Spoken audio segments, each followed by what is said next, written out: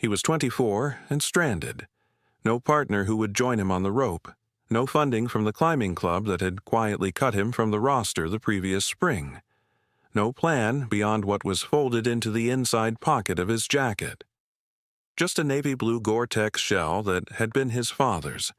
An ice axe his grandfather had carried up the Eiger in 1962, an orange technical pack with a blue and orange climbing rope coiled at his hip, and a folded survey map he had bought for 2 francs at a flea market in the village of Lauterbrunnen the morning before.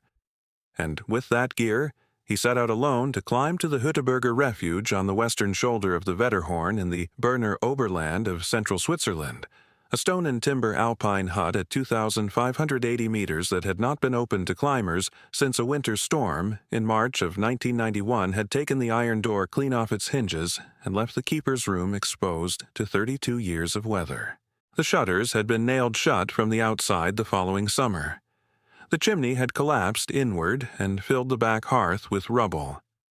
The Bernese Cantonal Mountain Service had let the listing lapse in 2003, the year a rock fall had sealed the lower of the 2 approach trails. The refuge had been forgotten in everything but the old maps. Even the new flea market map he was carrying did not mark it. He had drawn the small black square in himself, in pencil, from a 1948 ordnance survey that had belonged to his grandfather and that had been kept folded between the pages of a Bible in a drawer in his mother's house in Munich for as long as he could remember. But what nobody knew was that sealed inside the refuge keeper's drawer at the back of that hut, in a leather-bound logbook whose last entry trailed off in a hand that shook with cold, was something that would change his life forever.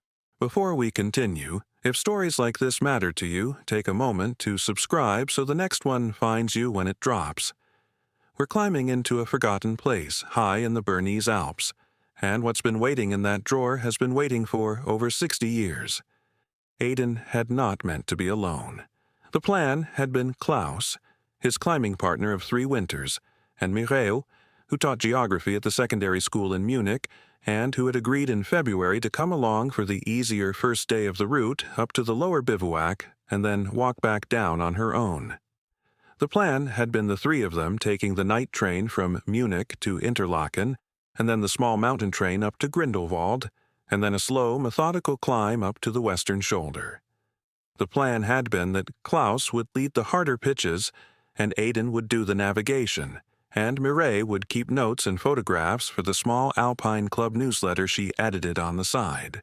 The plan had been that they would all be home by Wednesday evening with a story to tell. Klaus had broken his ankle in early May, slipping on a wet kitchen tile in his apartment in Schwabing while putting away breakfast plates.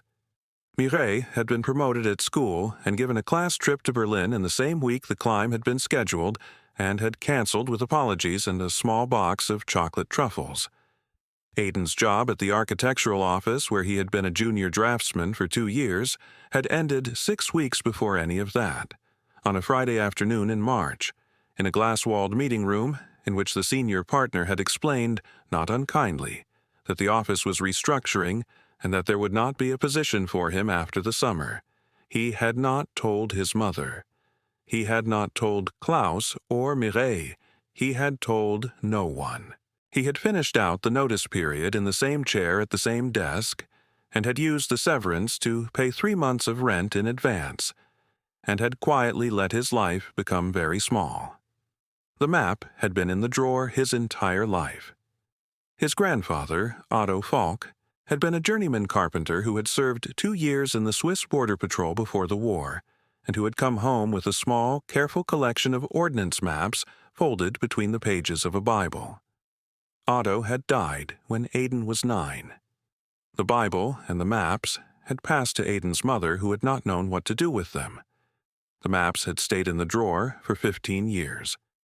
He had taken the maps out the night Klaus called from the hospital. He had spread them on the kitchen table of his small apartment in Munich, and he had looked at them for a long time. The black pencil square on the 1948 survey had drawn his eye the way an unanswered letter draws the eye in a stack of post. He had not been able to stop looking at it. He had taken the train alone. He had not told his mother where he was going. He had bought the flea market map in Lauterbrunnen, because the older one was too old to navigate by safely, and had transferred the pencil square in pencil that had run a little in his cold hand. The forecast at the small tourist information office in Grindelwald had said snow on Monday. Aidan had read the forecast standing at the rack of leaflets and had done a small piece of mental arithmetic that he had been doing all week, a small piece of arithmetic that involved how much money was left and how long he could stay in the small inn at the trailhead and whether the storm would clear in time. The arithmetic had come out the way it had been coming out all week. He had set out anyway. The first day on the trail had gone well. He had left the inn in Grindelwald at 5 in the morning, with the sky still dark and the village quiet and the stove lights coming on in the kitchen below his rented room. He had walked out past the tourist board sign where the lower of the two approach trails had been crossed off with red paint, and had taken the upper trail that climbed sharply through the forest above the village, and that came out on the open shoulder of the Wetterhorn after about 3 hours of steady walking. The light had come up over the Eiger to the southwest, and the snow on the high faces had gone pink and then gold, and then white, and the air had smelled of wet pine and stone and old smoke from the chimneys of the village far below. He had felt, for the first time in a month, the small and specific lightness that the mountain always gave him. He had reached the lower bivouac point by 10 in the morning. The rough stone shelter at the bivouac was unlocked and empty. He had eaten a small lunch of bread and hard cheese and an apple, and he had drunk water from a small silver flask that had also been his grandfather's, and he had looked at the upper section of the route on the map for a long time. The pencil square sat above a contour line he could only just trace. The route to the refuge was not marked. He had drawn it in himself in the same flea market shop where he had bought the map, by transferring a faint dotted line from the older 1948 survey that had been folded in his pocket. He had no way of knowing if the line was still walkable. The track had not been maintained since the early 1990s. He had set out from the bivouac in the early afternoon. The wind had come up an hour later. By 2 o'clock, the sky to the north had darkened in a way he had seen before and that he had chosen, that morning, in the warmth of the inn kitchen, not to take seriously. The forecast had said the storm would come in after dark. The forecast had been wrong. Or the storm had been early. Or he had read it the way a man reads a forecast he wants to read. The first snowflakes had been small and dry and had blown horizontally across the rock he was scrambling on. The second wave, 20 minutes later, had been wet and heavy and had begun to settle. By 3 o'clock, the visibility had collapsed to a circle perhaps 50 meters across, and the rough trail he had been following had vanished under a cover of new snow that smoothed out the contours of the slope and made every direction look the same. The wind had risen to a steady high whine in the wires of his pack, and his breath had begun to mist in front of his face faster than he could catch it. He had stopped on an outcrop of dark stone and had taken the map out with cold fingers and had held it under his jacket against the wind. The pencil square sat above his thumb, perhaps another 150 meters of climbing in a direct line, but the slope above him had become a featureless white wall, and he could no longer see the rock features the route had been keyed to. He had folded the map back into his pocket and had stood for a long moment with his hand on the cold rock of the outcrop and had listened to the wind.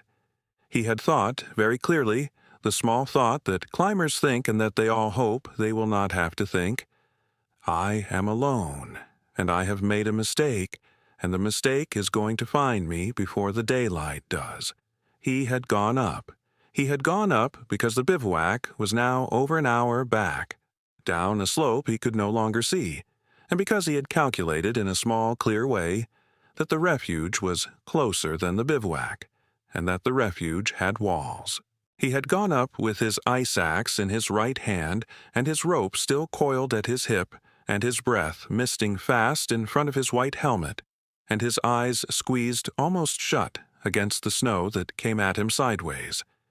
He climbed for what felt like a long time. The slope was not steep enough to need the rope, but steep enough that a slip would have been hard to stop. He kicked steps into the new snow and tested each step before committing his weight. He moved by instinct as much as by sight. He could see perhaps 10 meters in front of him, and the white was so total that the slope and the sky and the falling snow became a single field of white that pressed in from every side. He counted his breath. He counted his steps. He counted the small triangular shadows that the wind pulled across the snow when the gusts slackened, because counting was the only way he had to hold the panic out of his chest. The refuge came up out of the storm like a stone breaking the surface of a still gray lake.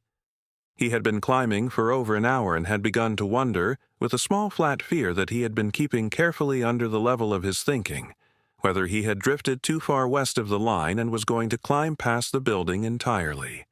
And then a rectangular shadow had resolved itself in the white above him at a distance he could not measure, and the shadow had not moved, and he had understood that it was a wall, and that the wall had a roof line, and that the roof line was the silhouette of the Hüteberger refuge that nobody had used in 3 decades. The hut was smaller than he had pictured. Stone for the lower courses and timber above, and a low-pitched roof of split slate. The chimney had collapsed years before. He could see the stone pile at the back end of the building under the new snow. The shutters were gray with weather and were nailed shut from the outside with a pattern of nails he could see clearly even through the snow. The iron door was gone. In its place, a sheet of weathered plywood had been screwed across the frame, and the plywood had warped at the corners in the years since, and the gaps had filled with ice and old snow, and a small green mat of moss that had grown through the lower edge in summers when the snow had melted. He stood for a long moment in the lee of the building and let his breath catch. The wind cut along the eastern wall of the hut and skirled around the corner with a small, high sound that he had been hearing for over an hour without registering. His hands had begun to lose feeling. His face was wet under the helmet from the snow that had melted against his skin. He had perhaps 2 hours of real daylight left. He worked the screws out of the plywood with the small multi-tool he carried in a side pocket of his jacket. There were 8 of them. The first 4 came out with effort. The 5th was rusted into the frame, and he had to grip the head with his fingers and rock the screwdriver back and forth for several minutes to free it. The 6th, 7th, and 8th came out faster. The wood around them had rotted enough that the threads had no purchase. The plywood sagged outward. He pulled it free and propped it against the stone wall of the hut, and stepped through the empty frame into the dark. The cold of the refuge was different from the cold outside. The wind cut off the moment he was through the door frame. The silence that took its place was so complete that he could hear the small sound of his own breathing and the small sound of snowmelt running down the back of his jacket.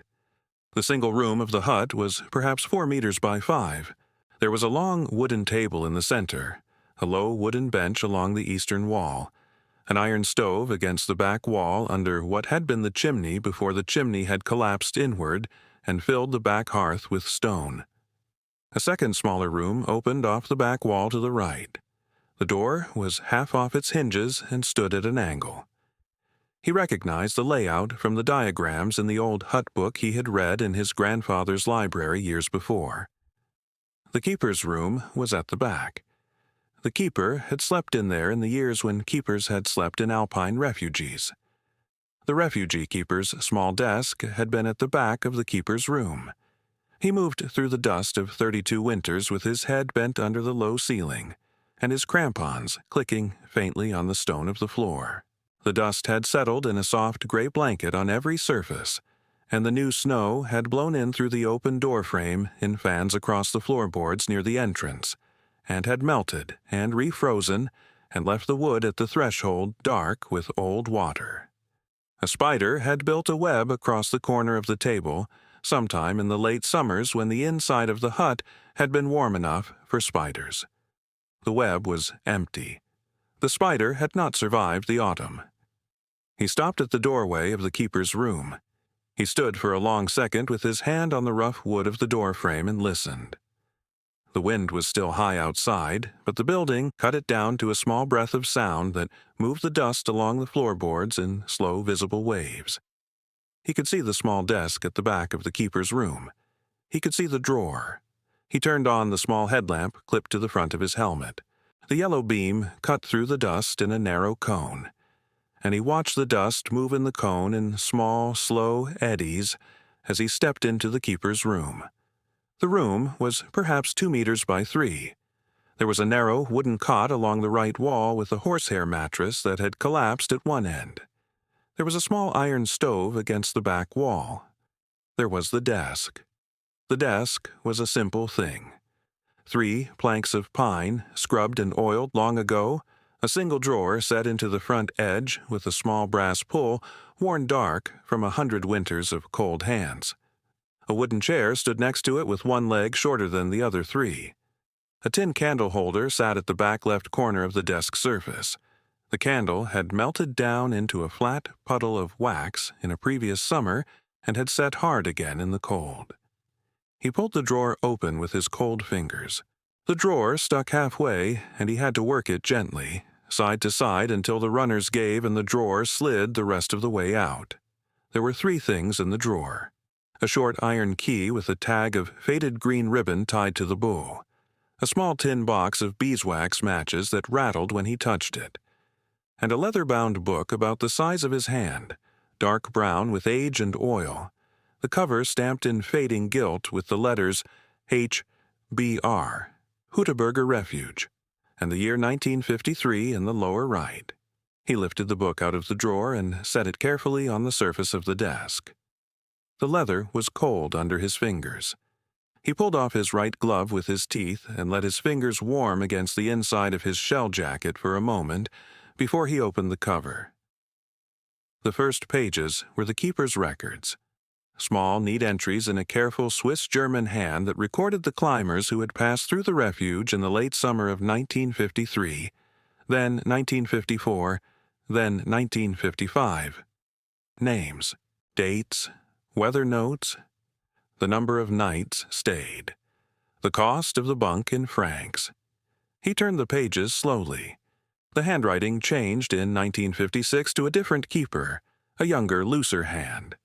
Then it changed back in early 1957 to the older, careful hand. The last entry in the older hand was dated August the 3rd, 1957, in the same careful Swiss-German script, and it read, Heinrich Wenger, of Grindelwald, age 41, party of 1. Lower bunk, 2 nights paid. Departed at 4 in the morning for the summit ridge. Weather fair, wind from the northeast. Visibility good. He turned the page. The next page was blank. He turned another page. Blank. He turned forward through the rest of the book, page after page, all of them blank. The keeper had stopped recording. There were no entries after August the 3rd, 1957. He turned back to the entry for Heinrich Wenger and looked at it for a long time. He noticed, then, that something had been folded into the back of the book. The leather cover was thicker on the inside than the outside, and when he pressed his thumb along the inside flap, he could feel a flatness that was not the leather. He worked the flap open. There was a small pocket sewn into the inside of the back cover, and inside the pocket was a sheet of folded paper. He took the sheet out. It had been folded into quarters, and the folds had become so deep over the decades that the paper had begun to split along them. He unfolded it carefully and laid it flat on the surface of the desk under the cone of his headlamp. It was an envelope. Not a letter. An envelope with a sealing wafer of red wax in the center, intact, unopened. The address on the front of the envelope was written in a different hand from the keeper's, a heavier hand, less even, written with what looked like a pencil that had run out halfway through and been resharpened with a knife. The address read, in 3 short lines, For Elsbeth Wenger, my daughter in her 18th year, from your father, Heinrich Wenger, to be opened on her 18th birthday and not before. A small note was tucked under the wax seal in the same heavier hand on a torn corner of the same paper. The keeper has agreed to keep this for me until next summer. If next summer does not come, The keeper has agreed to send it down to my wife in Grindelwald, in time for the date. H.W., August 3rd, 1957. Aidan sat down on the cot at the wall of the keeper's room and read the small note 3 times. He did not move for a long time. The envelope had not been sent. The keeper had not sent it. Heinrich Wenger had walked out of the Refuge at 4 in the morning on August the 4th, 1957, into fair weather and good visibility, and had not come back. The keeper had recorded the departure. The keeper had recorded nothing else. Whatever had happened to the keeper, illness, retirement, death, the simple slow forgetting that takes Alpine men eventually, had taken the envelope with it. The book had been put into the drawer. The drawer had been closed. And the envelope had stayed where the keeper had put it, in the small hidden pocket of the leather cover, for 68 years. Elspeth Wenger, if she had lived, would now be in her 72nd year. Aidan held the envelope in his cold hand and listened to the wind outside the building, and did not move for a long time. He came down off the mountain on the second morning. The storm had blown out overnight, and the sky had cleared to a high pale blue, with thin streamers of cloud running west to east over the peaks. He left the Refuge as he had found it. He screwed the plywood back into the doorframe with the same 8 screws and replaced the leather book in the drawer with the small key and the tin of matches around it. He took the envelope. He folded it carefully into the inner pocket of his shell jacket against his chest and zipped the pocket closed. The walk down to Grindelwald took the rest of the day. He came into the village in the late afternoon with snow still on his shoulders and his face raw from the cold, and his legs heavy with the long descent. He went to the small inn where he had spent the night before the climb and asked the woman at the desk for a room for 2 more nights.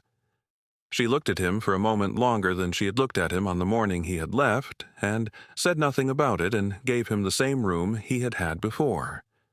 He found Ursula Brunner the next morning at the small village archive that occupied 2 rooms above the post office. She was 73 years old, had been the village librarian for 41 years before her retirement, and now ran the archive on Tuesday and Friday mornings on a volunteer basis.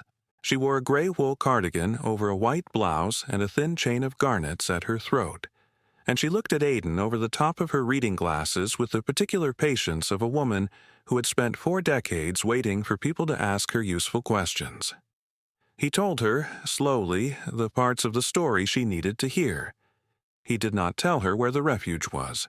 He told her that he had found a logbook from 1957, and that he was trying to identify a Heinrich Wenger who had stayed at a refuge in the area in early August of that year. He asked if the name meant anything to her. She closed her book and took off her reading glasses and folded them and put them on the table beside her. She remembered.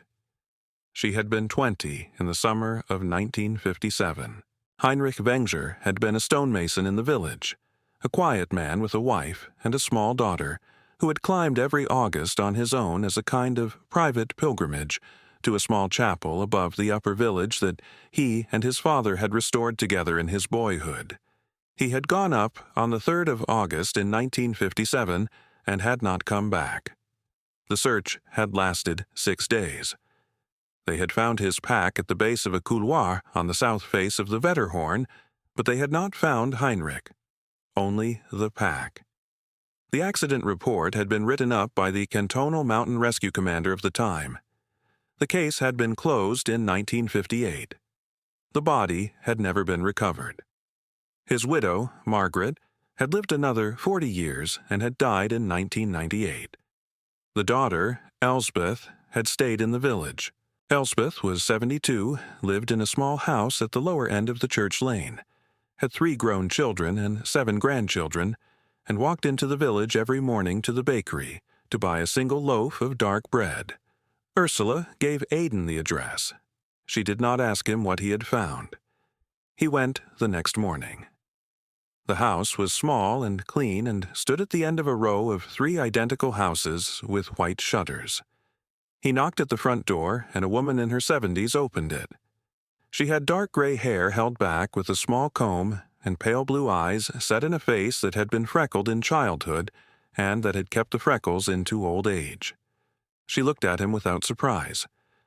Heinrich's face, in the small black and white photograph that hung on the wall behind her in the small hallway, was the same face, the same eyes, the same straight set of the mouth. 68 years between the photograph and the daughter was the photograph. Hayden stood in the doorway with his hand on the inner pocket of his jacket and asked her very gently if her father's name had been Heinrich Wenger. She said it had. He took the envelope out of his pocket and held it in both hands and gave it to her. She did not open the envelope on the doorstep. She invited him in. She made tea in a small kitchen with a window that looked across the back garden to the field beyond, and she set the envelope on the kitchen table and looked at it for a long time before she touched it. She told him, while she was waiting for the tea to draw, the story of her 18th birthday. It had been in May of 1971. Her mother had given her a small gold bracelet that had been her grandmother's. There had been no letter from her father. She had asked her mother that evening, late after the candles had been blown out, whether her father had left her anything before he had gone up the mountain. Her mother had said no. Her mother had not been lying. Her mother had not known. She opened the envelope at the kitchen table while the tea was steeping. The wax seal was so brittle by now that it cracked into 3 pieces under her thumb. The paper inside was a single sheet folded in half. She read it slowly in the late morning light that came in through the kitchen window, with Aidan sitting across from her with his cold hands wrapped around a cup of black tea he had not yet drunk. She read it once and folded it and held it in her hands for a long time, and then she read it a second time and unfolded it and laid it flat on the table between them so that he could read it too. It was a short letter. It was 3 paragraphs in Heinrich Wenger's heavier hand. It said the things a careful man writes to a daughter he might not see again. It told her the small, ordinary thing, that he loved her, that he was proud of her, that he had hoped to be at her 18th birthday, and that if he was not there it was because the mountain had kept him, and not because he had chosen it. It told her about the chapel above the upper village that he and her grandfather had restored, that it was hers now if she wanted it, that the key was in a small wooden box in the upper drawer of the cabinet in the front room. It told her, in the last paragraph, that she had been the best thing his life had given him, and that he was sorry. Elspeth folded the letter at the end of the second reading and put it in her lap and put both her hands over it and did not move for a long time. Then she stood up and walked to the front room and came back with a small wooden box that had been in the upper drawer of the front cabinet for as long as she could remember and that she had never opened. She opened it now at the kitchen table. There was a single iron key inside it. The key was old. It looked exactly like the key in the drawer in the Refuge. She drove with Aidan the next morning up the small road that climbed above the upper village to the small stone chapel that had been her grandfather's and her father's. The key fitted the lock. The door opened on hinges that had not been touched in decades but that had been oiled by her father in the summer of 1957 well enough that they still moved. The inside of the chapel was clean and dry and smelled of cold stone and old beeswax.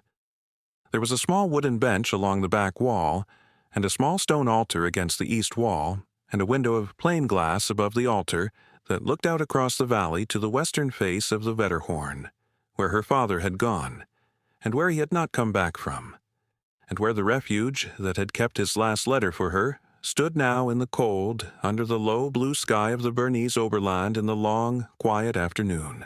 Aidan stood at the doorway and did not go in. He watched her sit down on the bench at the back of the chapel with the letter in her hands and the iron key beside her on the wood. He watched her bow her head. He waited. He climbed back to Munich the following week.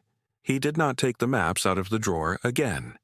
He took out instead the small notebook in which he had once written down the addresses of the architectural offices he had hoped to apply to in the summer, and he opened it to the first page, and he began.